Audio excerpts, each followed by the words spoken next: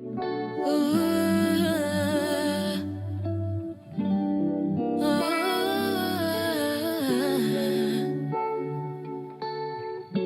do I start this, bro? I love you guys. Jeez. See, shit like this don't happen for everybody. And I can't count how many times I thought that you would leave me lonely. But y'all stay by my side, my real ride or dies, light up my life. I promise Sijawaiski, I had to take the time to tell y'all just how much I appreciate you. Take the time to really celebrate you. Don't need a special occasion. I don't need a special occasion. To tell y'all just how much I love you. Tell y'all that I really, really always be about you. Let this be a reminder for you. Just know that I'll always come through for you. One up in the air for the niggas that hold you down. And one up in the air for the niggas holding up my crown. Yini watu wangu wase, yini watu wangu maze. Sitawahi kuacha msijale. Sitawahi kuacha msijale.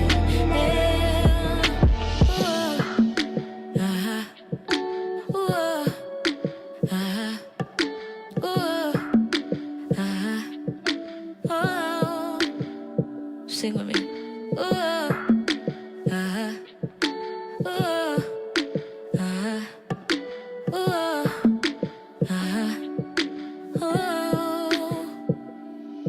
Ngejua pali nilitoka, ngejua mbona naogopa mtanitoroka. Woga wangu inanikoroga. 'Cause what did I do to deserve you? I hope I make you feel the way I do. I'm hoping that you know you've got me too. I'm hoping that you know that I see you. Take the time to tell you just how much I appreciate you. Take the time to celebrate you. I don't need a special occasion. No, I don't need a special occasion. Just to tell you just how much I love you. And to tell you that I'll really always be about you. Let this be a reminder for you. Just know that I'll always come through for you. Yeah, one up in the air for the niggas that hold you down. And one up in the air for the niggas holding up my crown. Yini watu wangu wase, yini watu wangu maze. Sitawahi kuacha msijale. Sitawahi kuacha msijale.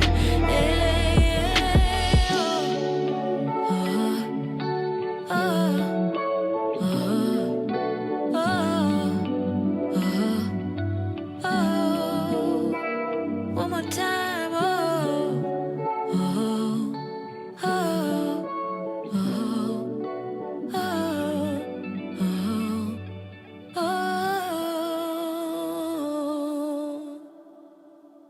From sunrise to sunset, all day and night. Our radio.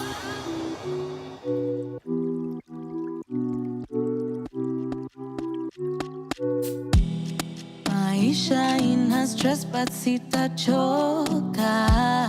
Manake mimi staya mimi nyota. Mungu peke ndio mimi nitaogopa. Get back 'cause unachoma choma choma choma. Daily na meremeta, form yangu ni kutesa. Usikol kama si pesa, bade najipeleka. Inaselela, dombola, mande mana lose composure. We catch flies, now feelings. Leo tuna dance for ceiling. Don't waste my time, don't miss my energy. Don't kill my vibe, don't mess my energy. Let's take a ride, just fly around me. Let's spend some time, just spend some time with me. Feeling important, feeling like something is coming all over me. Feel like a soldier, feel like I'm going to war with the enemy. I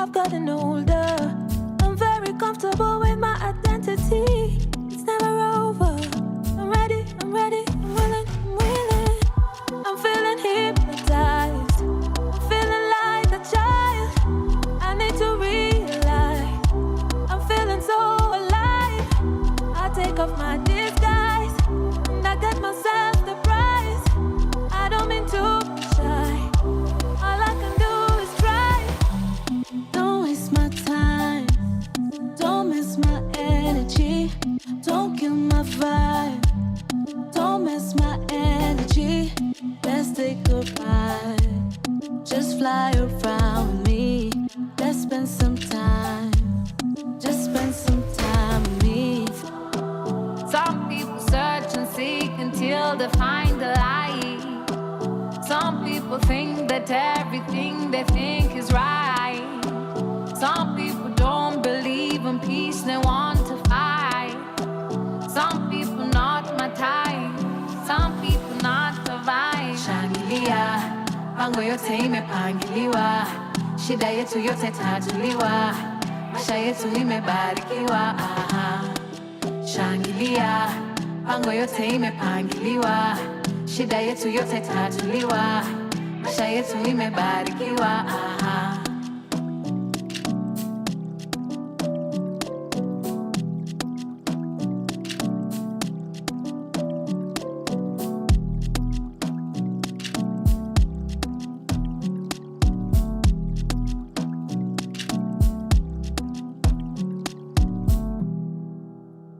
From sunrise to sunset, all day and night. Power Radio. A good morning to you. Good morning, ladies and gentlemen. Karibu to Sheversations. The time is 17 minutes past 11. My name is Caroline Murote. You are listening in to Power Radio. This is where we tune in and power up. And I hope that you are having a fantastic morning. I am having a beautiful morning. And I'm just here to wish you a happy Wednesday as we have another impactful conversation on the girlies. The show is about everything girlies, okay? It's about amplifying female voices. So just in case you have a conversation that you would like for us to have, 0748-379231 is a place to reach out to us via text, call, and voice notes, 0748-379231, or you can reach out to us on the socials at Caroline_Murote on Instagram, at Power Radio on the same, Caroline Murote on Facebook and X,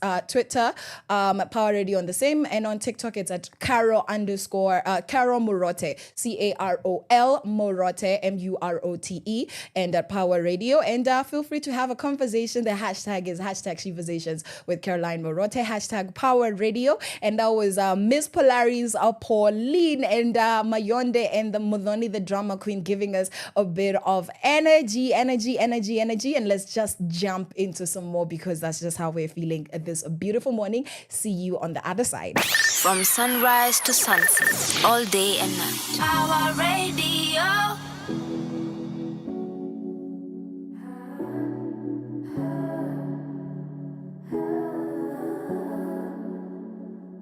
Buy me love, take me to places I don't know, guide me gently, show me how to love your soul, sing me songs, I'll make the moves, you write the words, we are something extraterrestrial, we grew.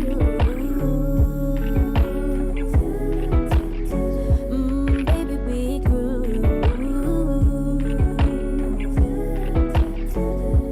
Baby, we grew. Baby, we grew.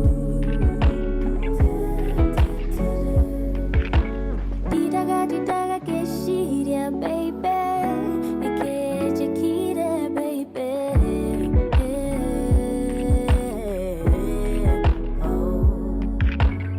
And when they ask about us, let it go down in history.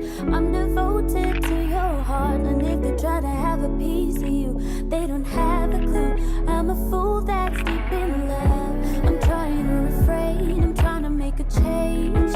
I'm a mess when it comes to you. Let it be known to the queen and beyond, baby. Yeah. Buy me love, take me to places I don't know, guide me gently, show me how to love your soul, sing me songs,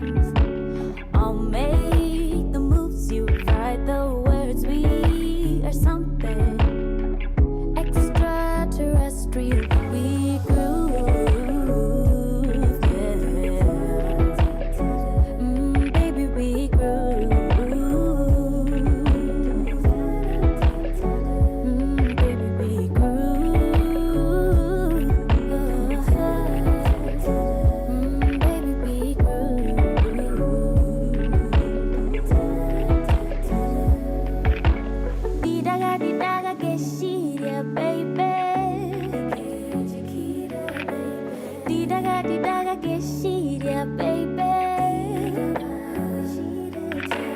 Didaga geshiria, baby.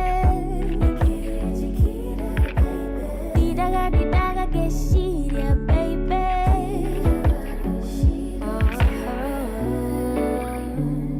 Said I wanna be your only, and I wanna see you daily.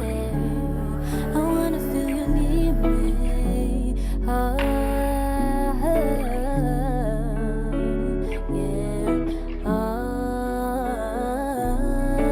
Yeah.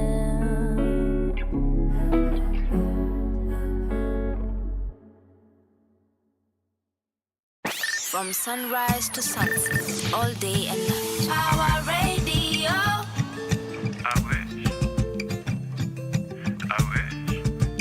Just a little bit, yeah. That money make me fly like a kite. I wish that money make me fly like a kite. I wish that money make me fly like a kite. I wish that money make me fly like a kite. Just a little bit, yeah. Ogna matinyawa, yaedo atinyawa. Ogna matinyawa, just a little bit, yeah. Ogna matinyawa, yaedo atinyawa. Nusna matinyawa. Fresh from the fire, fresh like the sea. Bora uhai, c'est la vie. All of these roads lead you to me. Make me spend all my money for peace and quiet mystery. Forbidden fruit is out of reach. I've got a hunch, a certainty. You make me spend all my money. Ogna matinyawa, yaedo atinyawa. Ogna matinyawa, Just a little bit, yeah. Ogna matinyawa, yaedo atinyawa. Nusna matinyawa.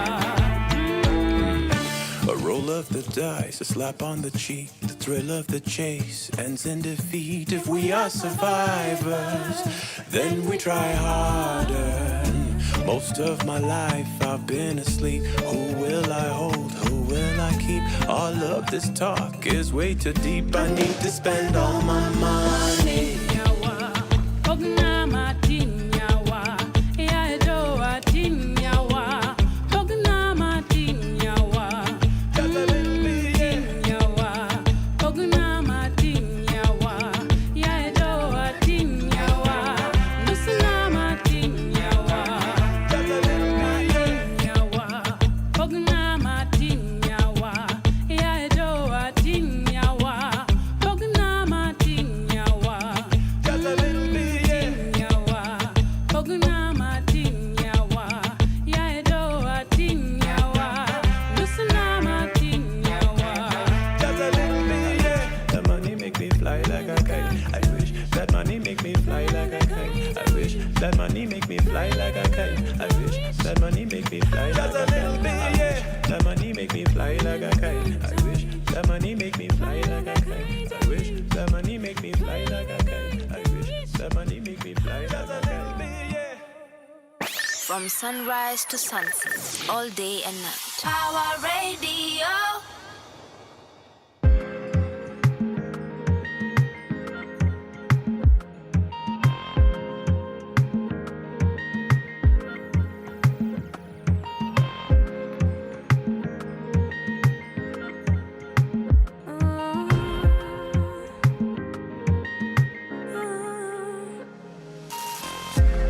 Oh, what's the matter, baby?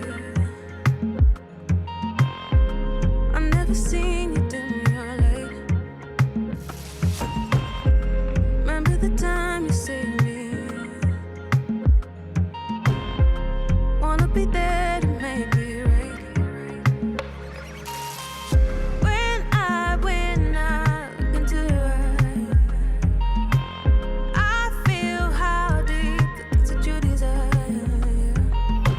If life is just too much to bear, just know how much I need you to be here. Baby, tell me what's the reason. I see sadness in your eyes. Are you entering a season?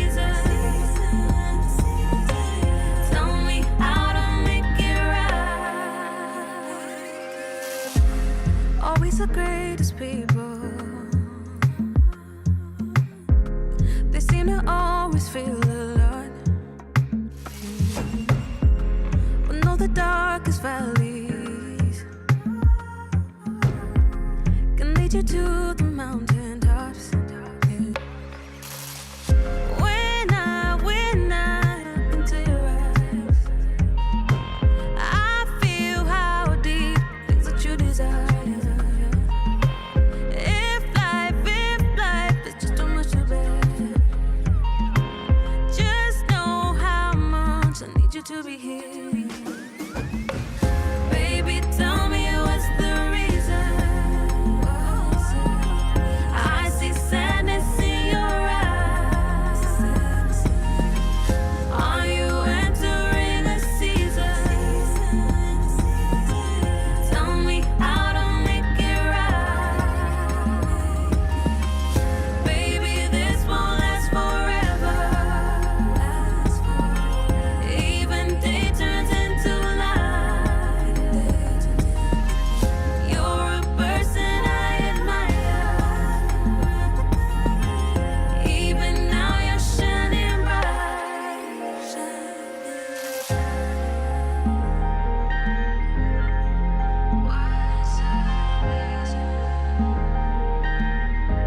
What's the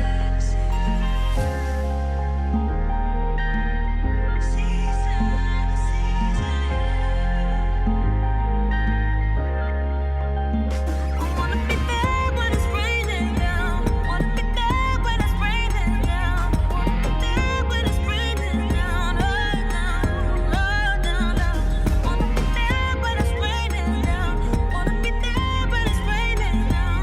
Wanna be there when it's raining down. Oh, down, down. From sunrise to sunset, all day and night. Power Radio.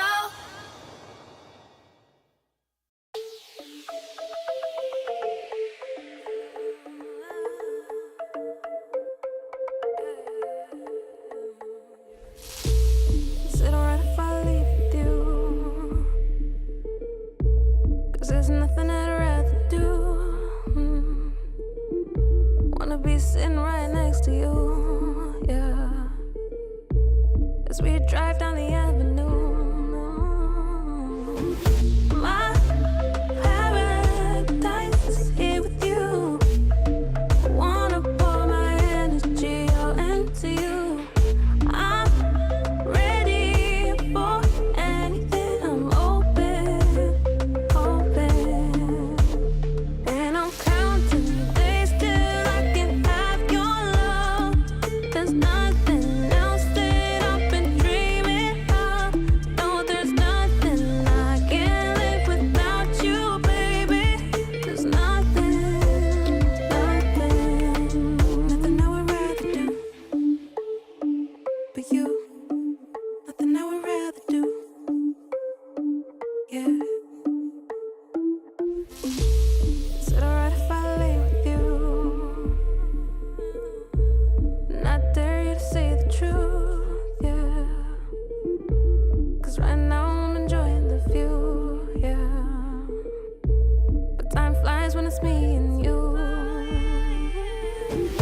My paradise is here with you.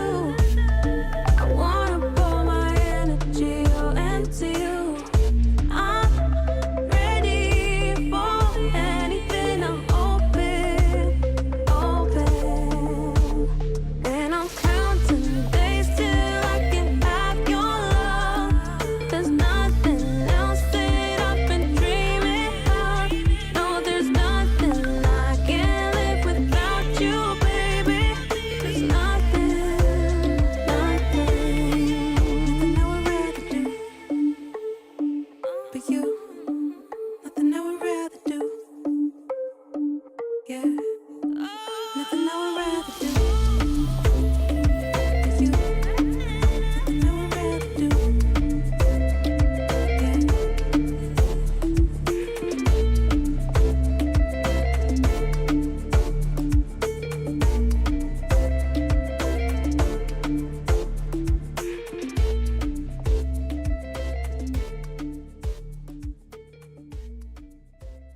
From sunrise to sunset, all day and night. Power Radio. Welcome back to Sheversations. Welcome back, and the time is at 31 minutes, which means that it's 29 minutes to 1:30 the day, and we've been enjoying a beautiful playlist here today. Yes, we dived into the show with Watu Wangu by Zenia Manase, Energy by Polaris, Pauline Mayonde MDQ, and then Tumikuwa na by Me Love, Stacy Kamatu, Spend My Money, Terushani Labdi, and we've just listened to the good sounds of A Reason by Karun, GR, and Hook. Okay, already. And yes, so today we are celebrating our Woman Crush Wednesday, because that's the day. That's the thing that we do on Wednesdays, is that we celebrate the girlies who are doing a beautiful thing. We celebrate the girlies who are doing a thing. And today we are shouting out Miss Karun. And she's called Karungari Karun Mongai. Okay, Karun Mongai. Ebu, how do you pronounce this name? Is Karun or Karun? Ama it doesn't matter. Bora tu tuko Kenya na tumeelewana. I hear us saying that a lot. Nasikianga watu wakisema bora tuwe umenielewa, and I realize that I grew up in a very interesting background where it actually matters how you say something. And because like I also grew up with an English teacher for a mother, and a French graduate for a father. He studied French until university huko, akafanya hizo professional qualifications za French, alifanya French, Portuguese, Spanish. So I had two parents who were good at languages, and something that they taught me was that you always say the word the way the natives say it. So kama ni Kizungu, you speak English the way the English people speak it.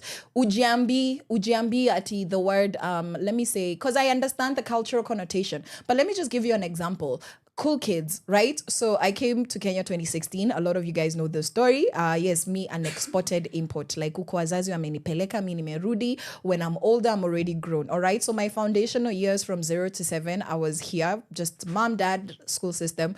And then from the age of 7 until 2016, nilikuwa uko in the beautiful Sahara Desert. Kalahari Desert, si Sahara, hiyo ni uongo. Yeah, uko down south. And so basically the influences that I had was just a lot of it from my parents. So uko, they are very particular about like teaching you their language.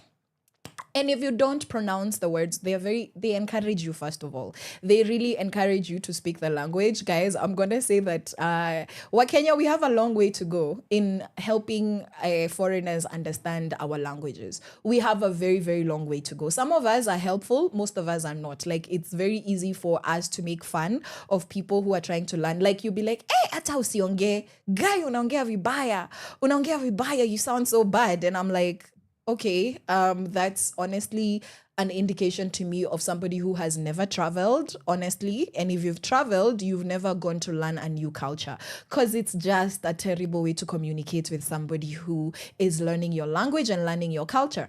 And my experience growing up in Botswana is that they want you to speak their language. So they are very invested in teaching you how to pronounce things. So imagine hapo uko na an English speaking mother who is an English teacher and is very well spoken. You have a father who is telling you that you need to take French as an elective. And then you're a foreigner living in a country where you have to learn a language that's not your national language. It's not English. It's also not your mother tongue. So I have all these languages and I have to learn to speak all of them well, and my brain has to learn to code switch. Now you're speaking this language, this is how you pronounce things.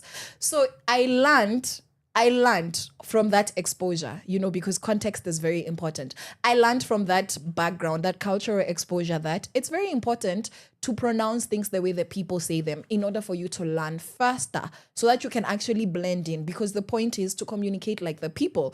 And then now I come and find another culture that I'm also learning is very differently structured, where people say, bora tu umenielewa. So I realized that people from different parts of the country speak differently. Like in terms of Swahili, there are people who do not, watu wangu wa Murema. Oh my God, I can tell you for a fact that I've seen that we speak the worst Swahili in this country. Woo, the Mwangis and the Gadhonis of the world, guys, because why are you like, tukula hizo mbosho? Mbosho ni nini? Mbosho si Kiswahili. It's not. I saw a video by Mike Munyiri just saying, Kikuyu parents, we need to stop. Kikuyu people, you need to stop speaking broken Swahili to kids because kids will never know, and then they find it so difficult to actually learn Kiswahili Sanifu in school because foundationally, we do not have a great culture of teaching our children our languages. And that's how a majority of us, millennials and almost all Gen Zs who grow up in urban spaces, wengine hata wali grew up Ushago, but maybe exposed and went to boarding elsewhere, utapata if their parents wako educated or just corporate or urbanized somehow, hata kama mko somewhere that seems like Ushago, utapata that those parents are not going to speak to their kids their mother tongue. Iyo ni ukoloni, guys. Sijui kama mnajua. It's what happens when you're left with leftovers because you don't value your own languages and you don't value other people's languages. And so you're very disconnected from how to bring somebody into your culture because you were never brought into your culture as well, or you don't have a perspective of that, oh, this is a beautiful language and it's my honor and privilege to teach someone how to speak it well. So what do? We erase everything. We're like, bora tu umenielewa. Bora tu umenielewa. Like, does it even matter? Iyo. Si unajua kenye nasema. And then we are proud of that ignorance. We are proud of that ignorance. And then something we say that, oh, Kizungu ilikam na meli. Okay, Kizungu ilikam na meli, that's beautiful. But what about your mother tongue? Iyo ilikam na meli. What about Kiswahili? Ilikam na meli. So do you see the pattern? The pattern of, lack of proper teaching, lack of foundational cultural pride that starts from you appreciating your mother tongue, you appreciating your local language, so that when somebody else comes, you're able to, the same process is inside of you and you can teach somebody that, hey, when you want to say nataka maji, this is what you tell them. And it's very common that anybody who is new in a country, utafunzwa matusi, nini. But I'm like, not everybody is that rogue. Not everybody is that abrasive. Like, there are people who are not going to be teaching foreigners Matusi, but why does it take a really long time for a lot of people to, enjoy the process of enculturating themselves in our country, especially in urban spaces? Because uko Ushago tuko na chimi, tuko na baba chimi na mama chimi. And honestly, Baba Chimi, unasikia venye amefunzwa Kiswahili vizuri. I don't know what that accent was. That was so bad. I'm so sorry. Apologies, that was terrible. But my point is, as urban people, we need to just do better. So this was just a cute little, that whenever somebody asks, how is it supposed to be pronounced? It actually matters. It might be something that's not very familiar to us culturally. And I understand that different cultures deal with languages differently. Of course, like West African accents, you're not going to pronounce things the way they're pronounced. But it is important to not fight people that pronounce things the correct way. There is a correct way. Cool kids does not mean rich people in English. So if you're speaking to somebody who's not grown up in this culture and they're like, oh my God, those are some really cool kids. Like I used to say, I'm like, hey, that's a cool kid. I like you. Like, it means that you have charisma, like I'm not talking about your social background. So there is just that lack of identification of just having a very culturally relative way of seeing things and not having the global perspective together. So unajua venye wa Kenya wanaongeanga, but when somebody who's not typically Kenyan is expressing themselves, you're not able to help them understand the local meaning. You're just like, mbona useme hivo? And I'm like, but in English, that's not what it means. So when you're good at inviting people into your culture, you would realize that, oh, this person is not using the broken English local meaning of that word or that statement. Kuna ingine yenye nimesahau, but I'm going to remember and I'm going to share it with you guys. But have you had those experiences? I want to know those experiences where you've gone to Ushago and you don't know how something is said. Na mtu akakuchekelea. How did it make you feel? I want to know, like, was it nice? Because we do it to each other. Huku Nairobi, najua mimi nimefanyiwa to the point where I became disinterested in learning Swahili, but I really pushed on. I became very disinterested because I would ask somebody, what does this word mean? And they would literally respond to me, we unachokesha.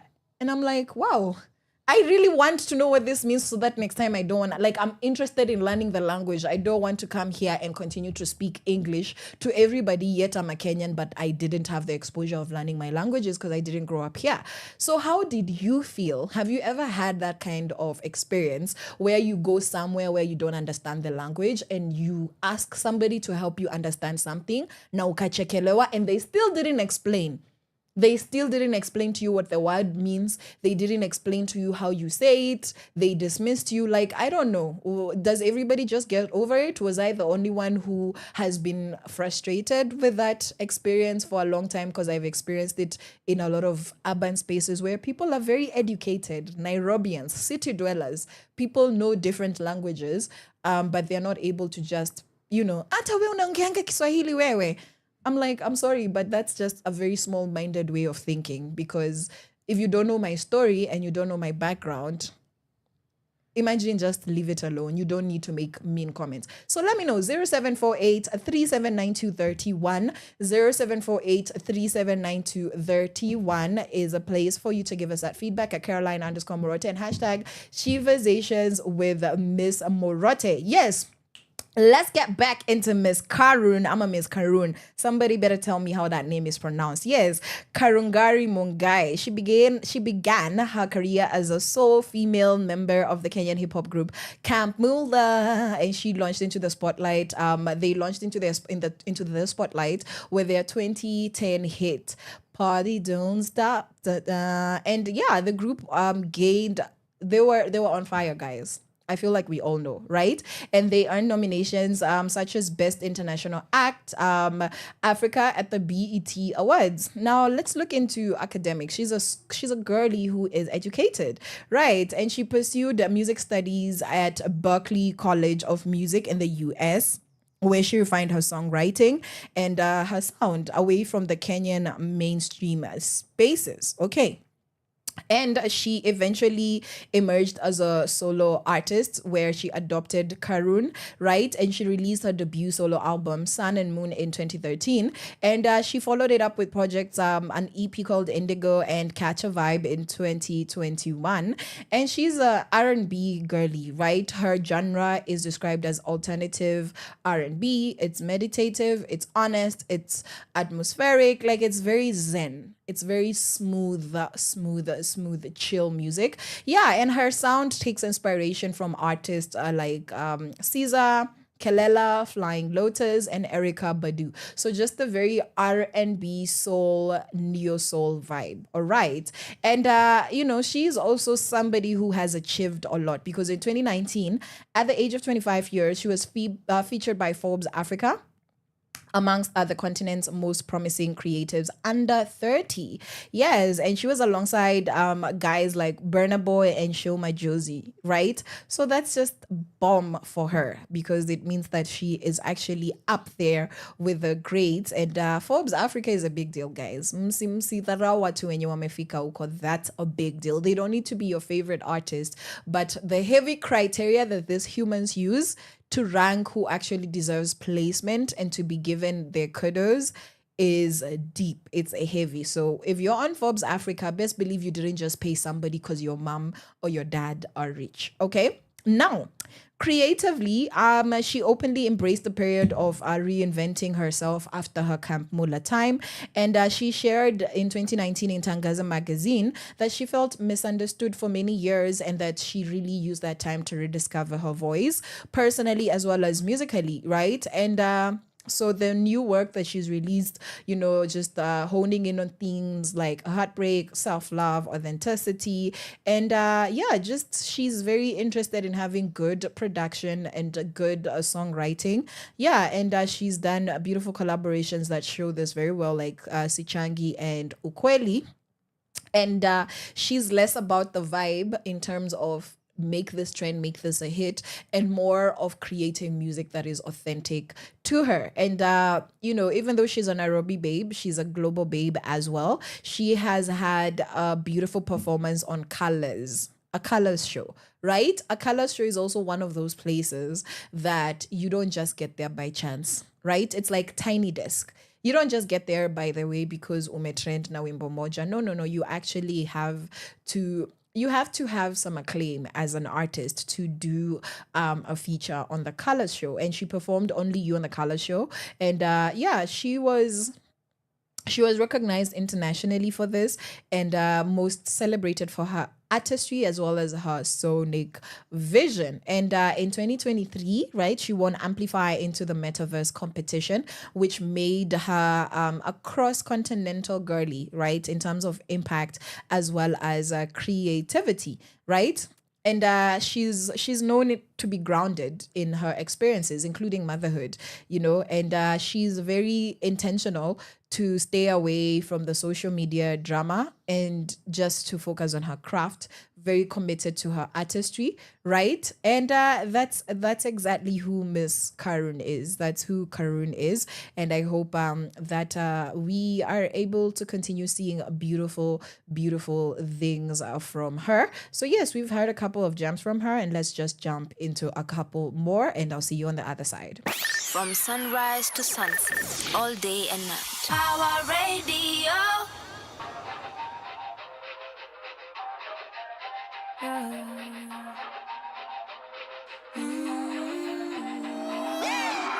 don't know what to say. All I think about is how you're making me crazy. All night, all day. I'll be walking around with a smile so blazing. You make me happier. I never thought in 1,000 years you'd be the one to make me feel this way. Yeah, I'm gonna dance with you for a night or two.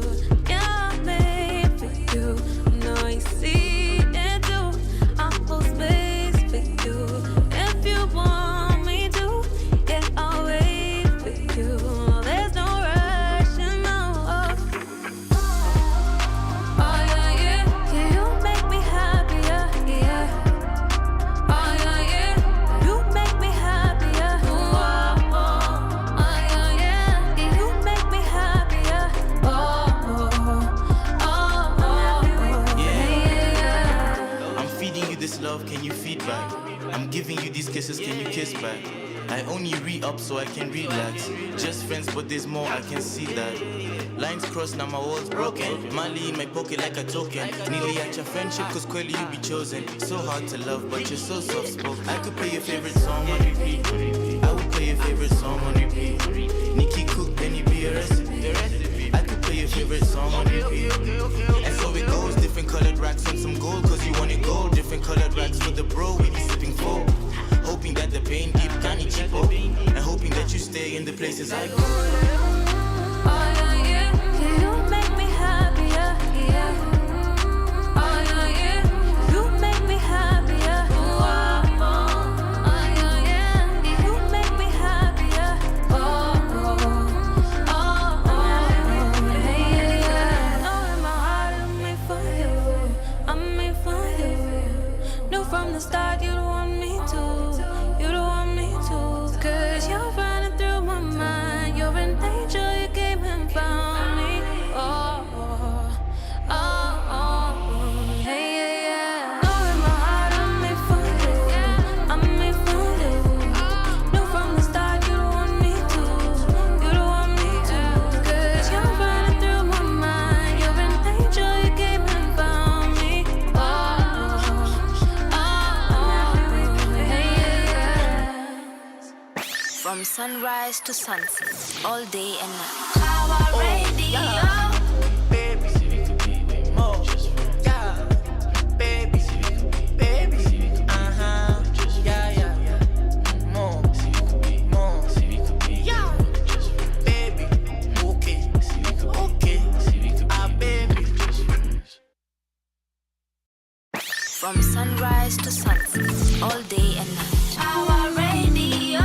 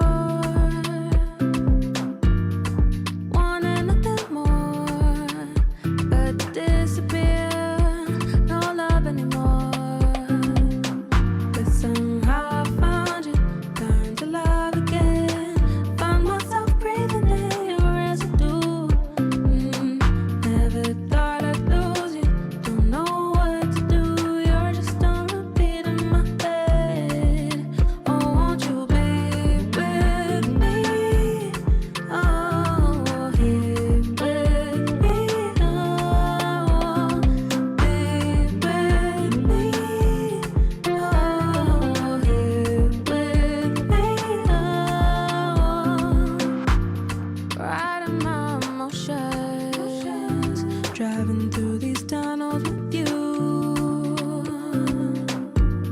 You would be my ocean. Sail away and we'll make it through. 'Cause somehow I found you, learned to love again. Find myself breathing in your residue.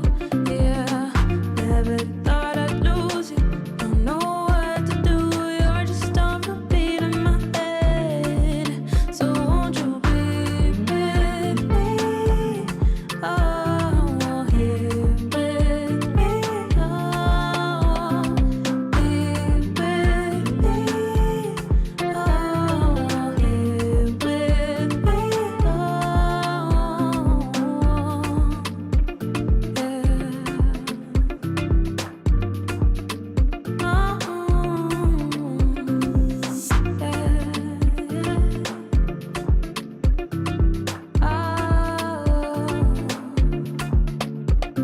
I'm fighting for love, and I hope that it's enough. And I know nobody's perfect. Love you hard when things get rough. In fact, I love you, you love me. We played our parts alone. But we can sail away. Sail, sail, sail, sail, sail, sail, sail, sail,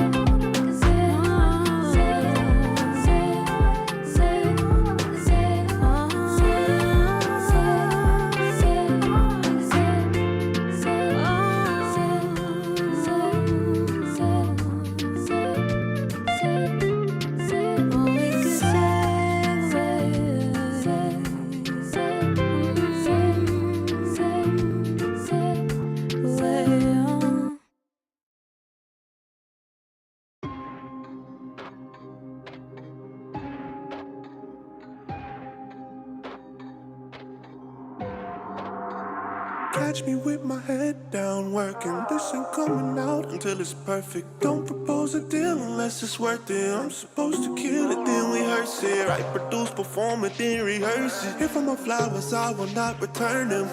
Never underestimate the vision. 10 years in it, I cannot forget ya. I got a motto, you know what it is. Always putting all money in. How you wanna eat when you won't take hits? Get in the bag, involve so many risks. Came from a city where nothing much was different. Me and my team, we was something to remember. Back in the days, I would drop in December. Get out the way, I'ma drop in the winter. No one ever taught me how to grind, grind. Leave it up to someone else, that would be a crime, crime. Coming for my paper, it's my time, time. Me, I'm making my way up, coming for what's mine.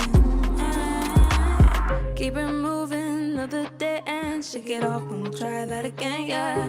Never wanna sit and wait, no. Don't let no one waste your time.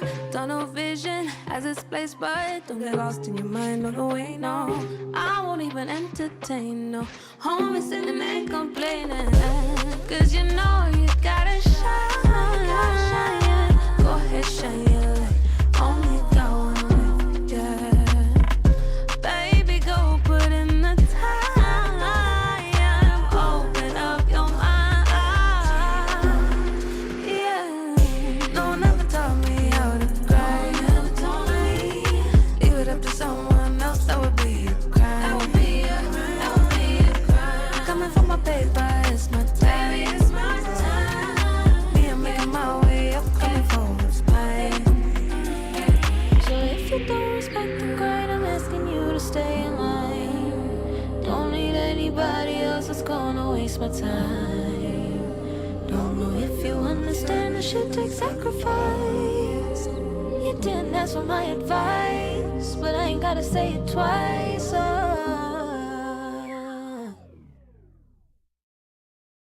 From sunrise to sunset, all day and night. Power Radio.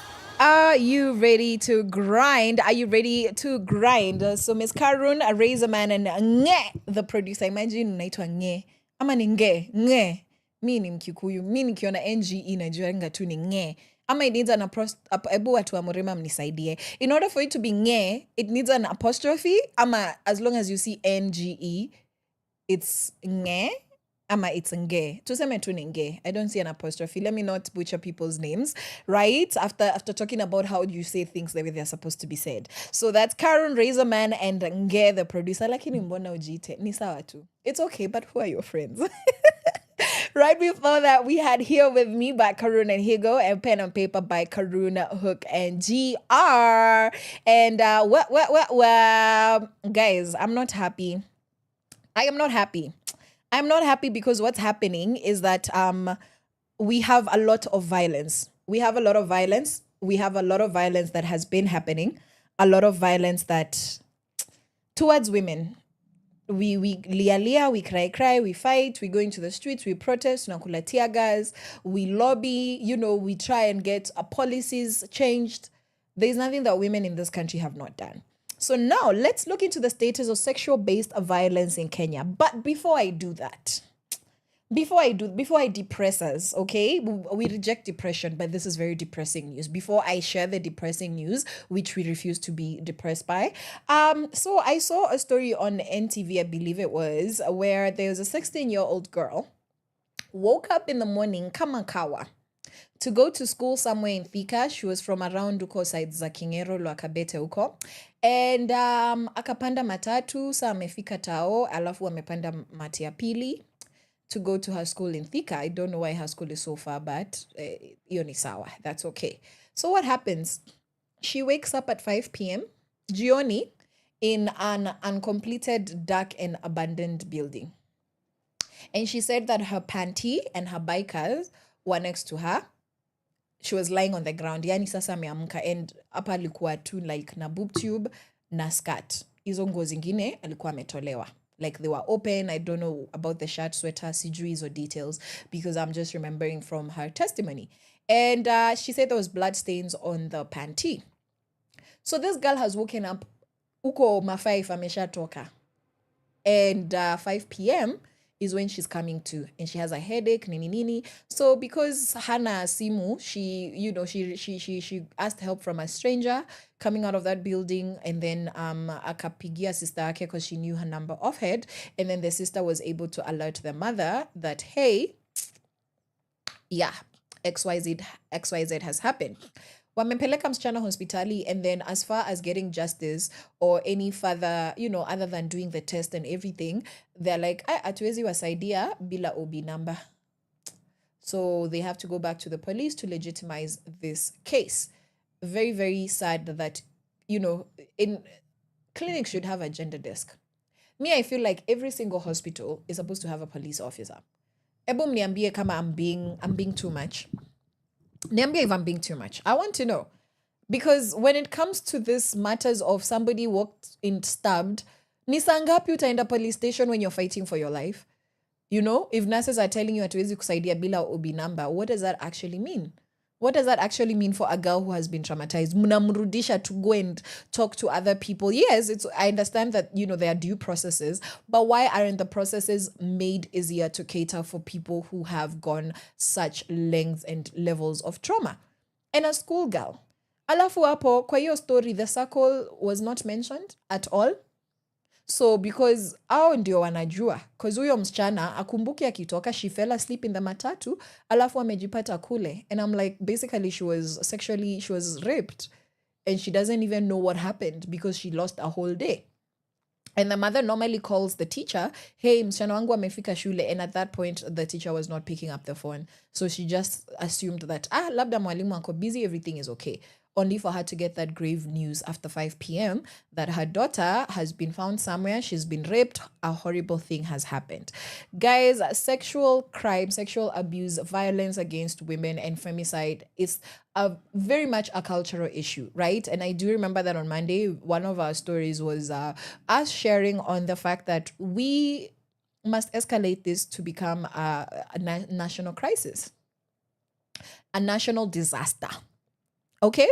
A national disaster, because it means then you're actively combating it. You're actively putting money and resources towards combating it. So this is the status of sexual gender-based violence in Kenya. We have defilement cases, 1,378. By the way, this is between April 2024 and March 2025. And these are only the reported cases. We know that with the unreported cases, these numbers would triple. So just assume everything I'm saying is 3 times. So if it's 1,378, then we assume that that's 3,000 cases, right? Rape cases, 682.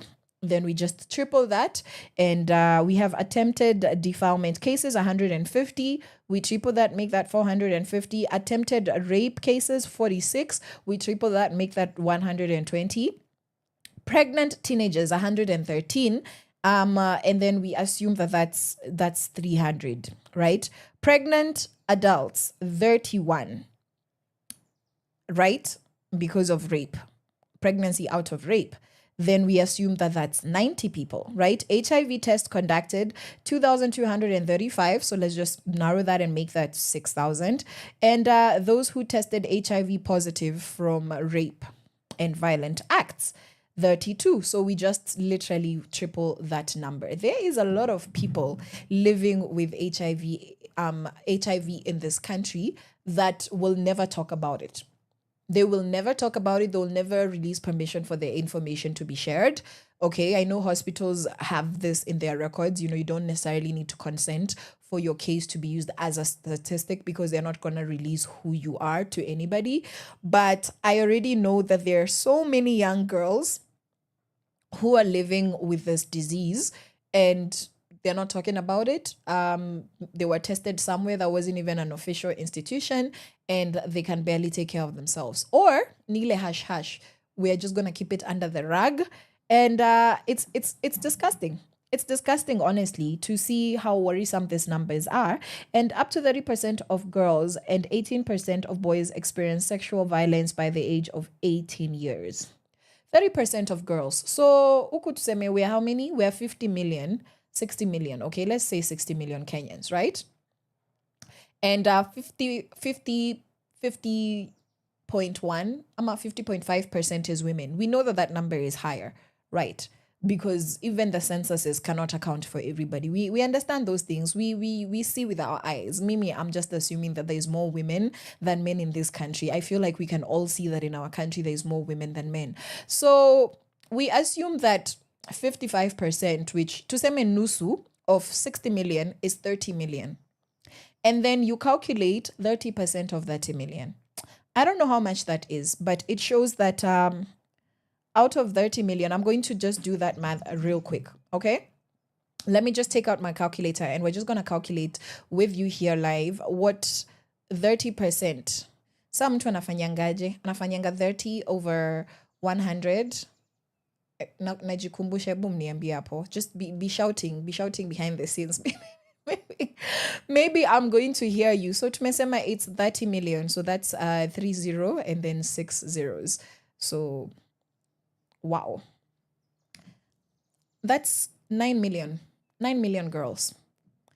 30% of 30 million is 9 million. So 9 million girls in our country are going to experience sexual violence before the age of 18. 9 million girls, guys. The country of Botswana where I grew up, ata hawajafikisha proper 3 million. Hawajafikisha as a country. It means that you can make 3 Botswanas and some extras with all the girls that have been sexually molested. And mind you, that's a whole nation with actual people, very stable. They're running the economy. Everything is working there. The education systems, all of that. So imagine that number of people. That is such a big number that now 10 million girls in our country, because the number we do here, we inflate it because we understand that these are only the accounted ones and the unaccounted ones are often more than the accounted ones. 9 million, uko 10 million. So we say more than 10 million girls are going to be abused sexually before the age of 18. That's just very sad. That's very, very sad. I don't know what else to say, honestly. I have no idea what to say through that. So actually, let's just listen to a song because that's just very sad. That's what's been happening. We need to do better as a country and send me happy stories. What are the girlies doing? Because if we stayed like this, tutakuwa depressed sisi wote all the time.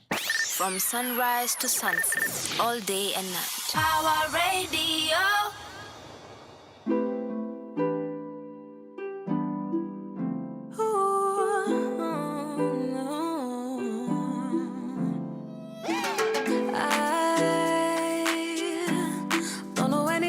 So right, don't know anyone who makes me catch a vibe, feel the frequency, get your vibe on you and me, feel alright, baby. We could see if we could be right. See, there's something about the way you smile.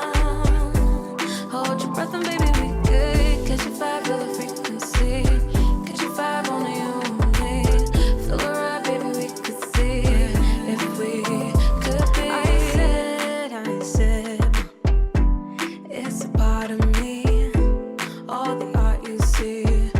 She'll be proud of me. She said,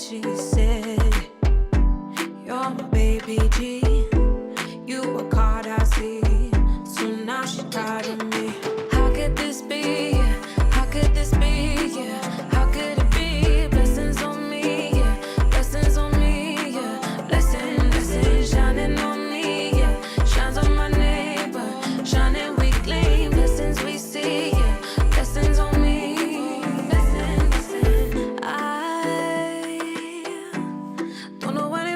So right, don't know anyone who makes me catch a vibe for the frequency, catch a vibe on you and me, feel alright, baby. We could see if we could be right. See, there's something about you makes me higher. Breathe it in and maybe we could catch a vibe for the frequency, catch a vibe on you.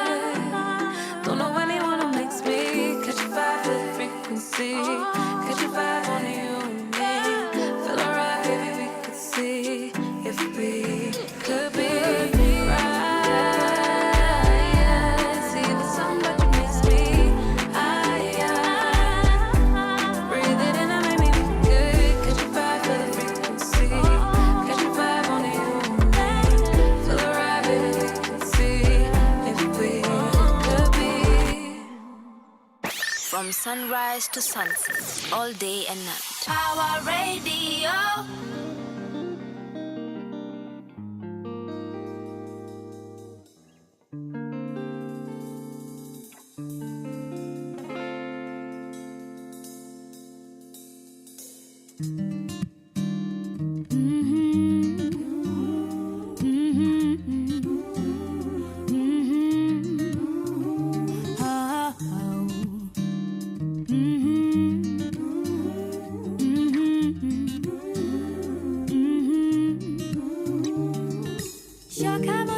That's what he said to me. Rudi nyumbani, doesn't matter what you did. Shoka Moshe, that's what he said to me.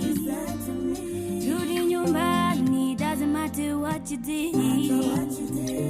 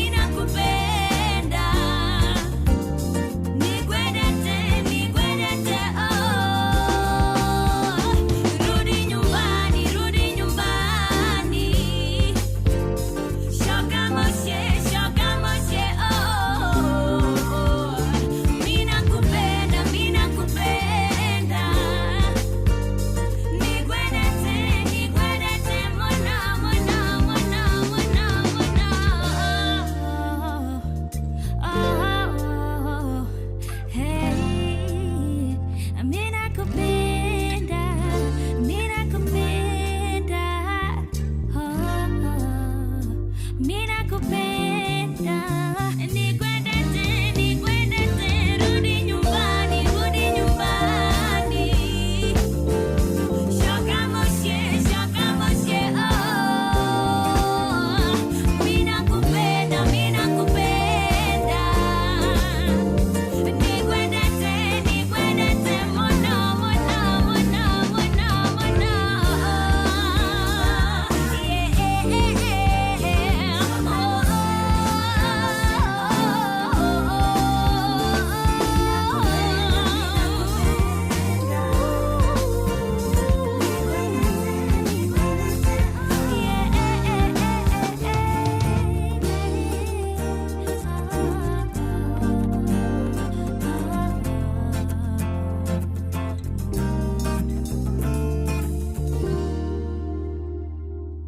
From sunrise to sunset, all day and night. Our radio.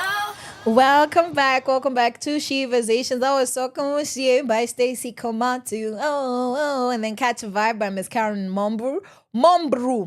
I can speak. And then Grind by Karen Razorman and Iyo tulisha sema, Nge the producer. Okay.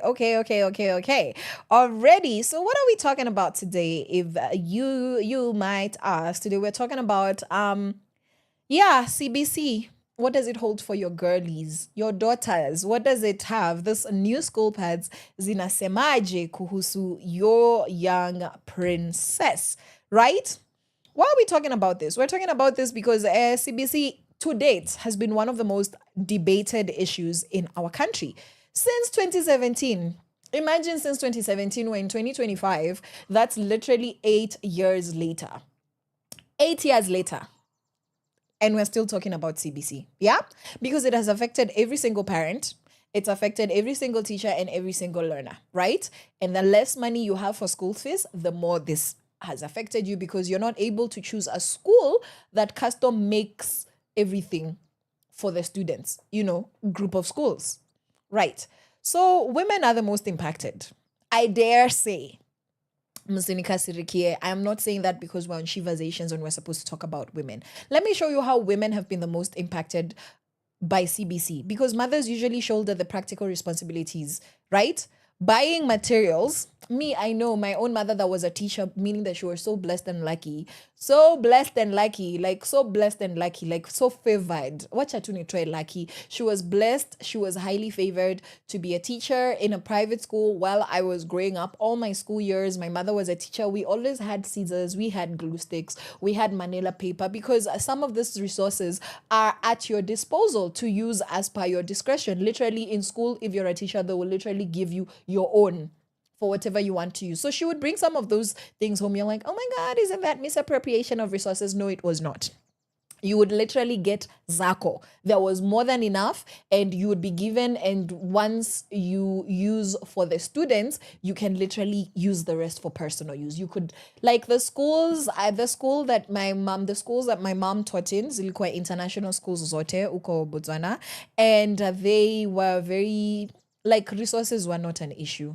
I don't know how else to say it, right? Because I also do know that there's people who, once they're in a position of you're the one who has access to resources, you misappropriate them. You're taking things home to your kids that if the manager knew about, it would be a problem. So I just wanted to make that clear that I'm not encouraging anybody's teacher mom or teacher dad or teacher auntie, grandma, cousin to take scissors home if the school does not have scissors for you to take home. Do you understand? Don't take advantage of your position. But no, she had more than enough to use at her discretion, to use personally. And so anytime we needed anything, we had more than enough. I had more than enough pairs of scissors, and she would do shopping for us anyway. Si ati alikuwa anachukua kila kitu from school. But things like markers, things like manila paper, things like white paper, things like foolscapes, things like notebooks even sometimes, things like what do you call this? It sticks things on the wall. Ni kama gum. We call it, the brand was Bostik. I don't know what it's called here because also here I have not seen it. And when I see it, it's very expensive. And I have yet to go to an institution where they are using that sticky substance, which is like gum. It literally looks like gum. It looks like Play-Doh. You stretch it out like this and then you unatoa piece moja. You just stretch it out so that you soften it. And then you take out a piece and you put in the four corners and stick that to the wall. And so you don't need to use a glue. You don't need to use sellotape because it doesn't ruin the walls. It sticks properly and you can take it off without damaging your walls. So I don't know about private schools, but I have not seen that anywhere in campus. I've not seen that in public schools that I've gone to. Mnipeleke on tour in your private school so that I also understand the ground vitu zikoaje. So basically, she was the one who had to take care of all those things. And she was the one home with us because she's a teacher. She was the one home with us doing homework. She was the one who knew, we need a presentation. I need to make a volcano. So I need this amount of like toilet paper rolls. So you literally have to buy toilet paper so that you can remove the toilet paper rolls, or serviette rolls so that you can take out the roll, the actual cardboard piece, so that you can use it for your art and crafts. She's the one who knew. Like, my dad used to come home pretty late. So you find that that's the reality in most homes. And for me, I think my dad ever did homework with me like 3 times my whole life. My dad was very heavily invested in me passing school, my sisters and I. But I think he only did homework with me 3 times my whole life. And that was it. And for my mother, it was every single day. Carol, have you done this? Have you done that? Have you done this? Like, I even used to be like, apa nimekwama, hebu nisaidie. And she would. So she would literally read with us. She would literally inspect our homework. She would do it with us a lot of the time. Or she would even punish us if there was a bad homework culture, and just discipline us. So she used to give us timetables of, okay, when you get home, do all your homework first. If you don't want to change your uniform, it's okay, but you have to change out your uniform by dinner time.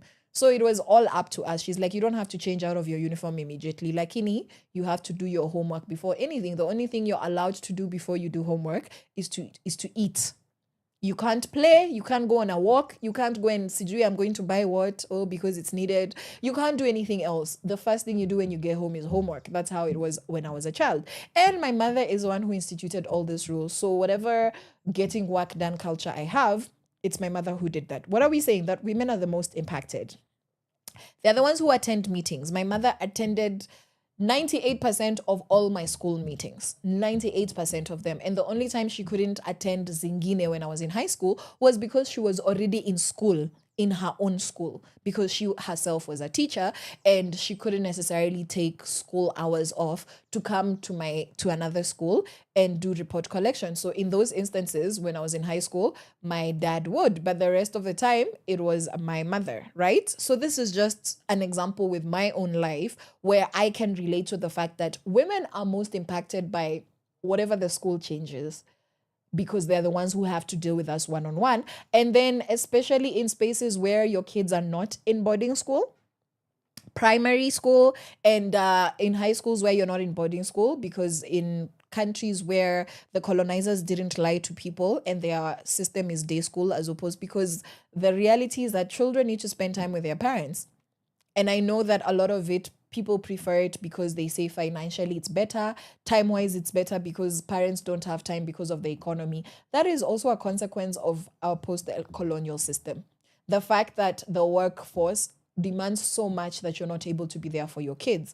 But if we had a healthy system with regards to schooling and parenting and how parents share their responsibility with teachers and matrons in school, it would look like during the day the child is in school and in the evening the child goes home. So poverty doesn't make that very possible. People actually prefer boarding, which is not good for kids, because you're not raised by your parents. A child needs their parents. When a system intentionally separates kids from their parents in the name of education, you are denying that child formative nourishment. They need that kind of support system. And that's why a lot of us are very insecure adults, very unstable adults, because hatukupendwa vizuri, like we were chased away in the name of this is normal and it's even preferable. But I can tell you that there are so many countries that don't have boarding school and their children are disciplined, wanasoma vizuri, wanapita shule, and parents are not necessarily feeling burdened, okay? So I'm going to take advantage of this platform to preach the gospel of, you might think that boarding is a way to go because tumeizoea and it's convenient, but it's not good for child development, especially when you're not taking the child to boarding school because of abuse or abject poverty, where it's literally better for them to go to school, or you're not running away from a situation where you're saving this girl from being married, so you're gonna save her, you're gonna send her far away. Okay, I hope that we are together, because I know that our majority of us in this country did go through the boarding system, but the reality is that that's not the way to go if you're looking at a child's development. That's not healthy at all. Children raise themselves, they are raised by a lot of uncaring adults, as we have seen a lot of our high school teachers to be. I make it a point to talk to people that went through the boarding system, national schools and other schools. I make it a point to be very particular. Like, tell me your story. Explain to me what your experiences were and how your teachers treated you. And if that's for 4 years of your life or 5 years of your life, that's all you're exposed to, I promise you that there are things that are broken inside, that either it's Jesus, therapy, maybe you're just very well adjusted, but there are certain things that oppression teaches you, normalizes. There's a level of harshness and suffering, that level of being treated like a prisoner, yet you're a student, that it normalizes that in you, that you become hardened, and you're very hardened to other people's suffering. You're very hardened to other people's trauma, because umezoeshwa that tunapigangwa kama wanyama, we are talked to like idiots, and so that's also how we treat other people, without realizing that it's because we went through oppressive systems that didn't do right by us.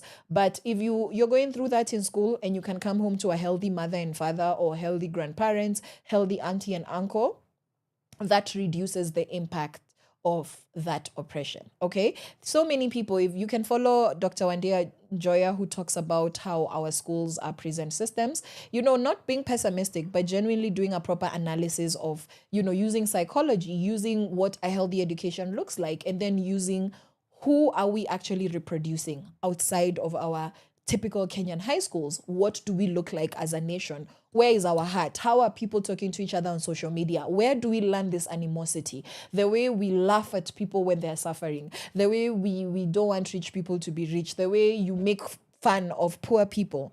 Where do we get all these mentalities? We get it from the system. You might be a good person, but you have bad people tendencies. It's because kuna vitu zingine ulizoeshwa. You are desensitized to a certain level of humanity and kindness, and that means that it's a bit hard to process some things, because they're just not there in your system. Juwe unajua kuchautiwa tu, you know how to be made fun of, mchongwa no. Just being encouraged to be punished, to the point where somebody who has not suffered enough, unaona ati they had it off easy, and you don't like them for it. I've seen a lot of this. This has come up in a lot of conversations I've had with a lot of people that went through these systems, and it's very sad to realize what this thing does to us. So we need to acknowledge that mothers who are there for their kids, not just a mother who's not available, mothers who are there for their kids actually are bearing the brunt of the CBC system, right? And this debate on the CBC system is about more than education. It's about parenting. It's about finances. It's about gender roles and the future job market. So girls are at the center of the discussion, because the question right now is, will CBC help them break glass ceilings, or is it going to just continue reinforcing traditional gender stereotypes, right? So just something very interesting is that in 2022, a study by the Kenya Institute of Curriculum Development, KICD, found that 74% of parents felt that CBC was financially demanding, while 59% admitted to doing projects for their children. So what happens when a colonial parent force, post-colonial parent force. I keep saying this because I want you to realize that I do acknowledge that this is not who we are as Kenyans, but rather this is who we are as a consequence of broken systems that do not serve us. So that's why I keep on saying post-colonial. Like, I'm not just saying this is who we are as Kenyans. No, this is who we are when we use the post-colonial lens, meaning that if you are truly a product of a colonial system, there is certain behavior you're going to have. So resources. First of all, a colonial system of boarding school means that ujazoea mtoto hapo. Ama you leave everything in school. Bora tu umelipia school fees, you don't need to do anything because children wanafanya the assignments during preps, all those long hours, you're okay with your children coming late, as long as all you have to do when they come late is maybe look into them washing uniform, them studying some more, and them eating and repeat. Okay?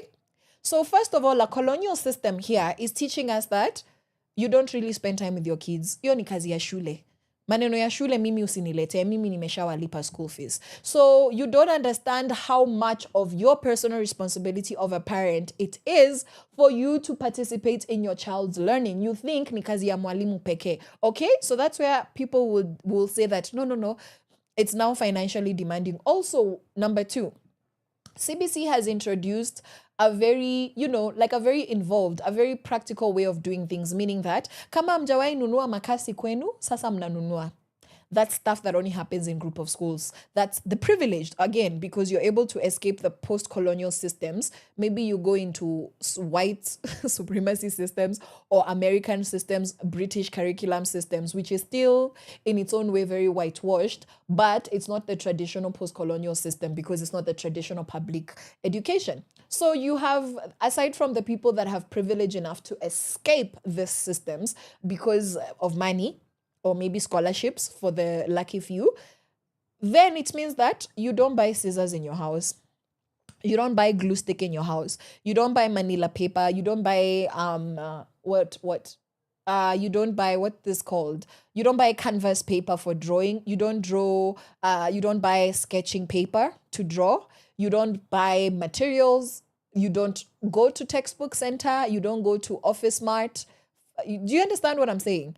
Like wewe unajua tu ile set ya mathematics, you know about a school bag, about a lunchbox, and that's it. The rest ni nguo, viatu, socks, all of that, and maybe pocket money. But now you're introduced in a system where you actually need resources. So our education system is underfunded.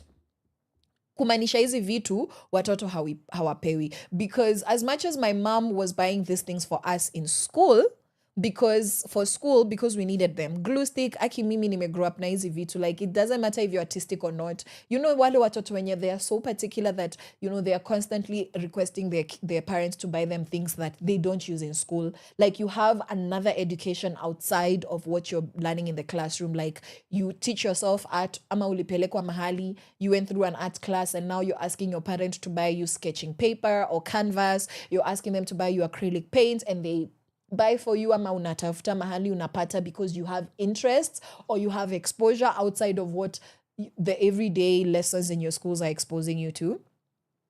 That's different, right?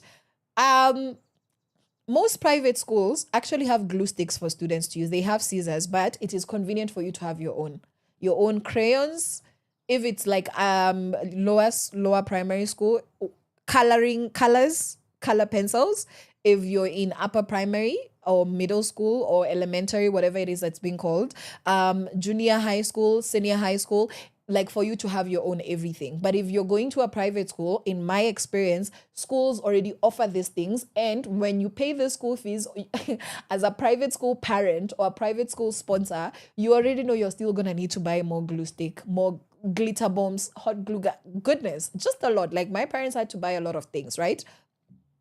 However, parents are reaching the rude awakening that after you've already paid school fees, now you need another 1,000 bob. You need another 2,000 bob, because every single week, every single month, you're going to need a certain amount from your paycheck, from your salary, from your bank account, from your M-Pesa to buy things that you have never bought. Vitu zenye unaona ni extravagant. Why? Because our school systems are underfunded. They don't have basic school materials. Like unapata watoto hawana anything to write on. Like a teacher would not have an exercise book to give a student, because in my experience, if a school is doing what a school should, once school fees is paid, I shouldn't have to buy my own notebooks. I shouldn't have to buy my own exercise books. Hizo vitu mnapewa shule.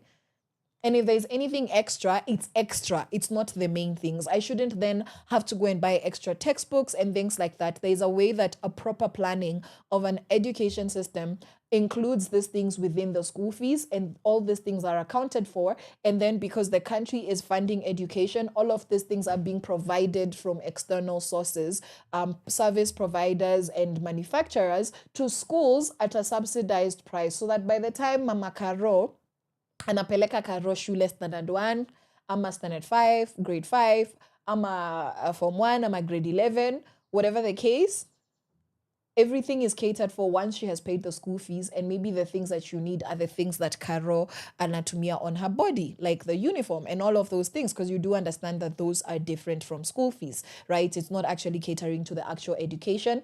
It's more of don't show up to school naked. So with all this said and done, it's us seeing how broken our education system is and how underfunded our education system is, because right now parents are shocked that they have to buy what their children should have had anyways.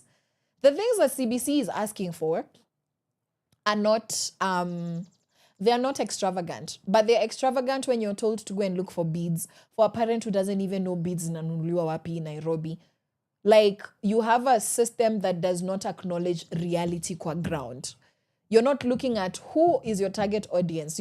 This system ni ya nani? Because if a child from Kibera barely has money for food, barely has money for transport, sai ukiambia mzazi ati anunue glue stick. Glue stick ni nini? Ailewi glue stick ni nini? Like, they're given these things, they're sent home, and now your child is going to be made fun of or punished by the teacher because you can't afford things that the education system did not account for when they created the system. Okay? So yes, parents feel like CBC is financially demanding. And now on the flip side, 59%, 60%, and we say we inflate it every time you see a number, you just add like 5%, 10%, because you already know that there are people who are unaccounted for in this research. So let's just say 65% or 70% of children, of students, are doing these projects for their children because hawana time. How are you gonna help your 5-year-old create a train using cardboard, using boxes za maziwa, using boxes za dairy milk? Inaitwa aje maziwa. Do you understand what I'm saying? You're like, how much time that we don't have that in our system. The typical Kenyan working parent does not have that kind of time. My mom had time because she was in a system that allowed her to leave school early. There was transportation from the school to the house. And all of these things were offered, and she could afford whatever it is that wasn't being offered in school. And a lot of them were offered. Like, if my parents were broke, if I was completely destitute, but I had a scholarship at the school that I went to for primary school, I could still do all of my assignments in school because there was also enough free time. There was enough allowance from teachers where I would say, hey, teacher, do you have any extra materials? I don't have anything to use at home. My parents can't afford it. Could you please assist me with extra materials if you have any so that I can start on my assignment? And the teachers that I grew up with would give me materials. They would give us materials even if you wanted to make something for fun. You already have your assignment, you know you can do it at home, you know you can get extra materials at home. But if you just wanted to make something for no reason, you just want to go and do an art and craft, you were allowed. On this side, there's no time, first of all. Time as a resource, haiko. Number 2, you don't have the mental capacity to walk through your child as they are making a mess, nini, because hatujareiziwa vizuri, in the sense of we don't actually know how to spend time with our children. You don't understand that when you have a toddler, or the system, let me be gracious. The system has not allowed a lot of parents to, especially young kids, achana na wenye wamesha grow up, to sit with them, talk to them as a child. This is a 7-year-old. Don't shout at them because wamemwaga glue, because now where you're tired from your office, your boss is stressing you, nothing is working out, unafinywa hii glue stick umenunua 300 shillings and you didn't have that budget, but now you've bought it and you're 7-year-old who should spill things. 7-year-olds are messy, 5-year-olds are messy, 10-year-olds are messy. But what do? We are angry because were we taught gentleness? Were we taught how to talk to children like children as opposed to just shouting at children because they're not doing what we want? No. So that's why you have 59%, which we said is like 70% of parents doing projects for their children. So at the end of the day, these kids are not learning. What are they learning? Lack of integrity. They're learning shortcuts, cutting corners. Okay? Now, let's look at the difference between CBC and 844, right? 844 system was from 1985 to 2023, and it focused on, just it being completely, yani kumalizwa kabisa ilimalizwa 2023, even though CBC was rolled out pole in 2017.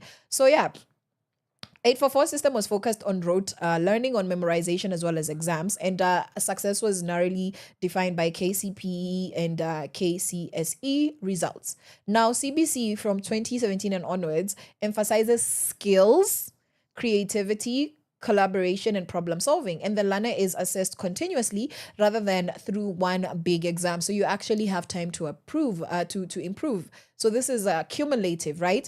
And a good example is that under the 844, a pupil might memorize parts of a plant. Under CBC, the same pupil is required to grow a plant, to record its growth, and to present the findings. Kumanisha, you're actually doing the work of educate. You're not just regurgitating information. So CBC is advantageous because it is process oriented, okay? You're not just told that a plant grows. You're not just told, oh, so this is the filament, this is the cuticle of the plant, this is chlorophyll, photosynthesis is the process of X, Y, Z. No, you're literally taught how to watch the plant growing. You need to go and buy a plant, or you're given a plant somewhere, and you record your findings so that by the time you're being examined, these results are coming from actual information that you have seen for yourself, as opposed to just random information. Okay, right. And the change from 844 to CBC aligns with global education shifts. So CBC is more global in the sense that what an American child somewhere, because that education system is quite different from ours, but what an American child or a child in an American system school or British curriculum school is learning, amauko, just generally international schools which are meeting an international standard of a globalized level of education. It means that now kids who have undergone CBC are more at par with experiences and exposure. Because before, a lot of millennials, let me use millennials, and a few older Gen Zs, wamesomea 844, where other than your textbook and your teacher who you like or hate, because it's there is no sweet in between. It's either you like this teacher or you hate them. Unfortunately, that's the extremes of the people who are educators in our country. You are never going to be exposed to anything else unless you go to a rich people's school, I'm quoting, or unless you are exposed outside of the classroom, or you have an educator who goes far above and beyond.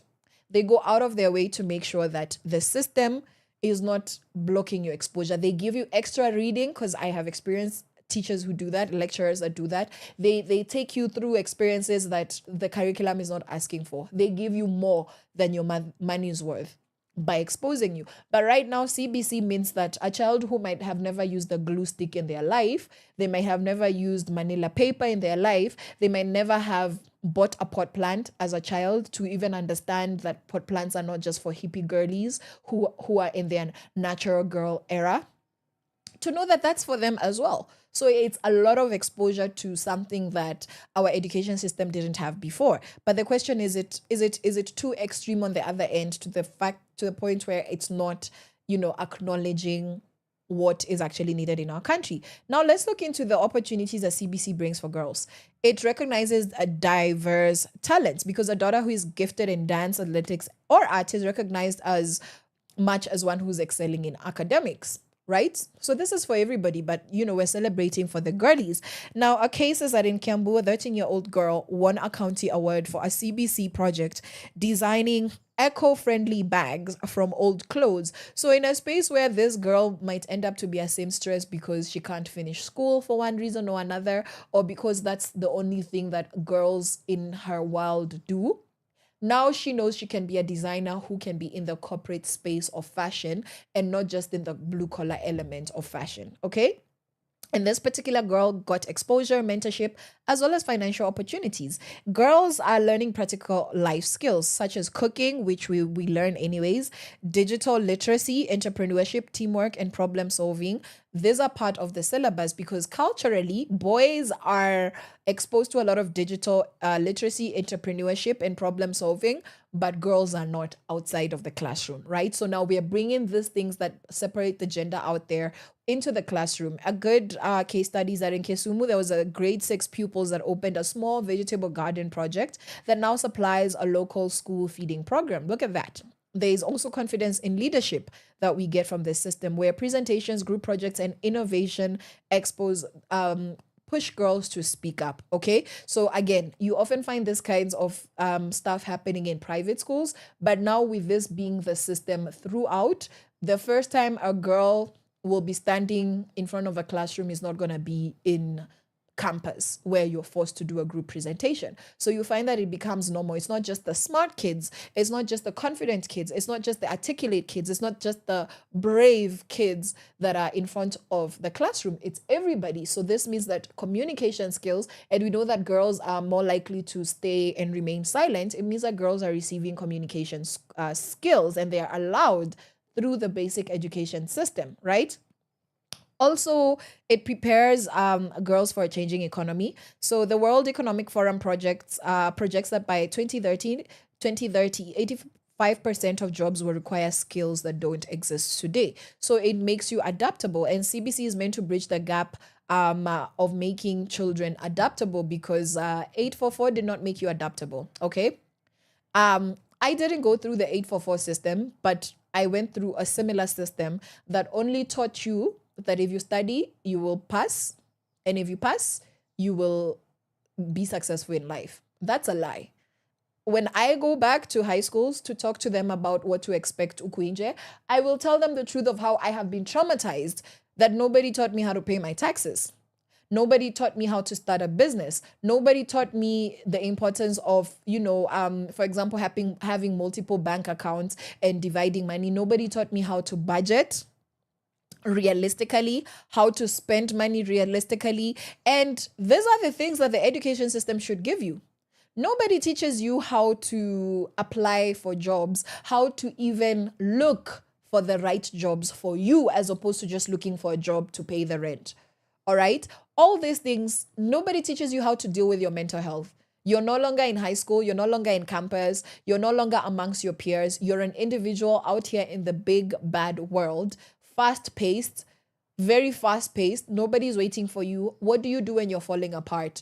And nobody's going to wait for you because the economy is not waiting for anybody.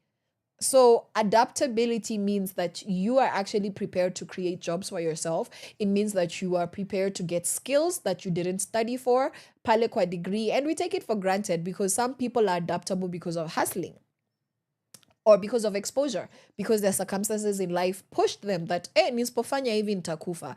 But if you grew up in a stable environment where you didn't need to hustle for things, where you are not coming from survival, you don't need to just do everything to survive, then you're often not adaptable enough. And so that's a disadvantage of not continuing in a stable system, because stable system means that whatever it is that you're skilled in, you should get a job and you get monetary compensation for it.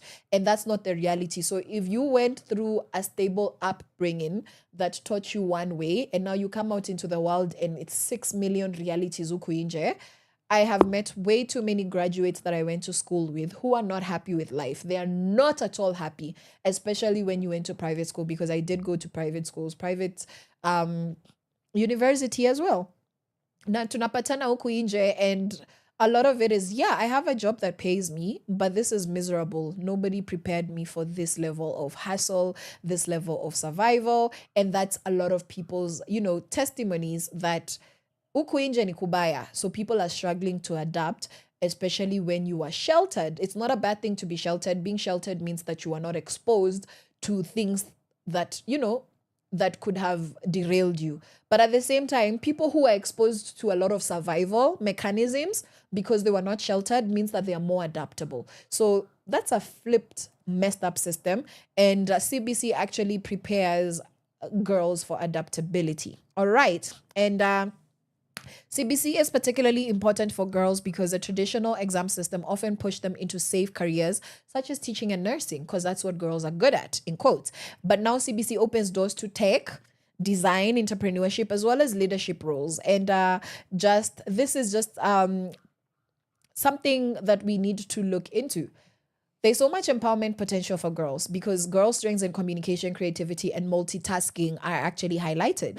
And the risk of reinforcing gender stereotypes is also an issue because teachers and parents might unconsciously guide girls towards domestic skills such as cooking and sewing, which already was happening behind the scenes, while boys are encouraged to pursue STEM and tech-related projects. So what are we saying here? That if you don't have a good support system that is able to speak into you as a girl, this system might actually make it possible for you to be pushed to one side because they just tell you to focus on what girls do while boys will focus on what boys do, which means that there is also a loophole where we can further exacerbate the issue of gender stereotypes. Okay.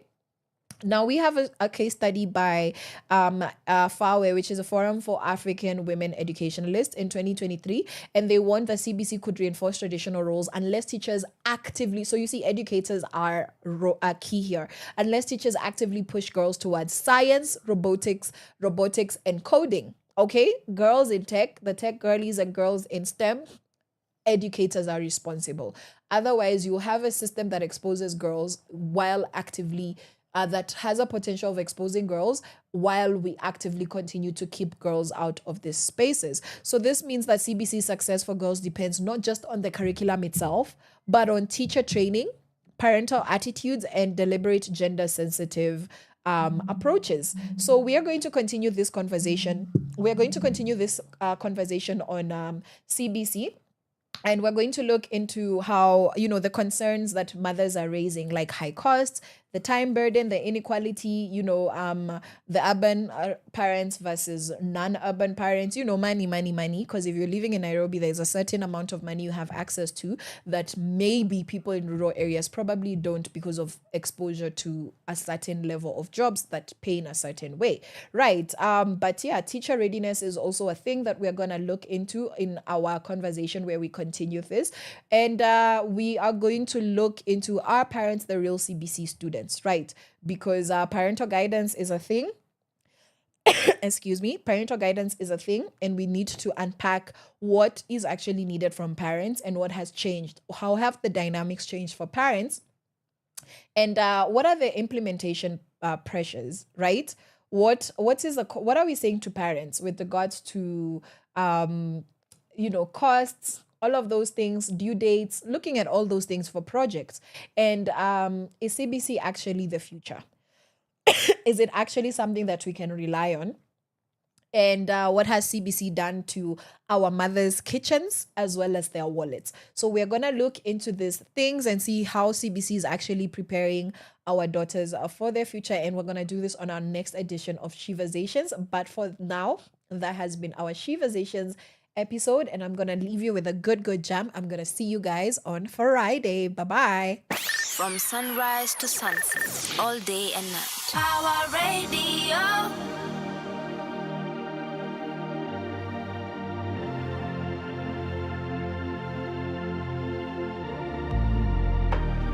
Dun, da, da, dun, da, da, dun. Dun, da, da, dun, da.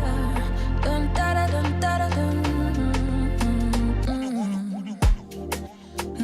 Kama naelewa lakini sielewi, dunia nzima uliona mimi ndio mshenzi, na hii tabia sijaiona na watu wengi, na haya huna ukisema ni mapenzi, na vile umejaa msatufanye, na mimi nimejaa msatufanye, to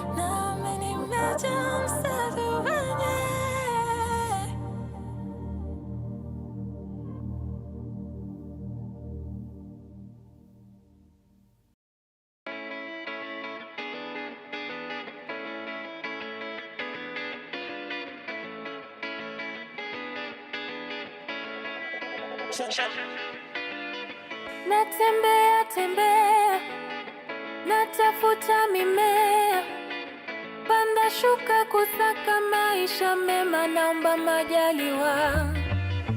Nakimbia kimbia, maisha ya kimbiza, panda shuka kusaka pahali pema, naomba majaliwa. Go, go, go get it on the road, roll, don't quit it. If you must know, you're a fighter, you already know. Dunia ina mambo, acha nikushow. Lazima ujipange, mwendo kasi yao waste. Take your time.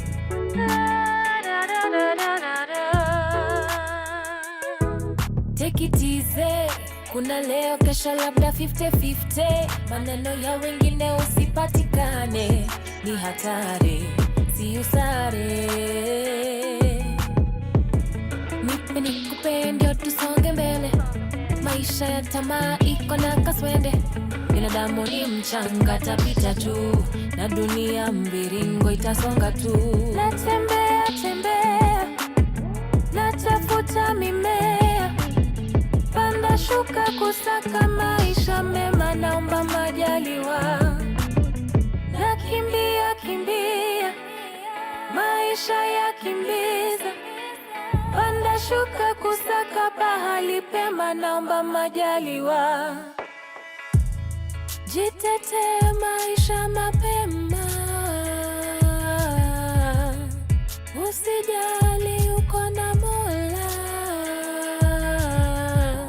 Tia bidii na ukumbuke, mahali umetoka ukumbuke, baraka zitakufuata milele.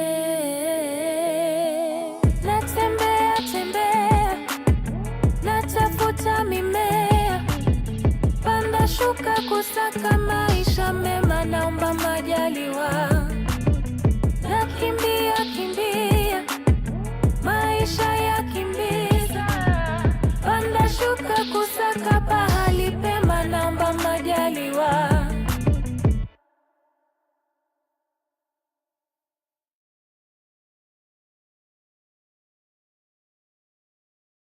From sunrise to sunset.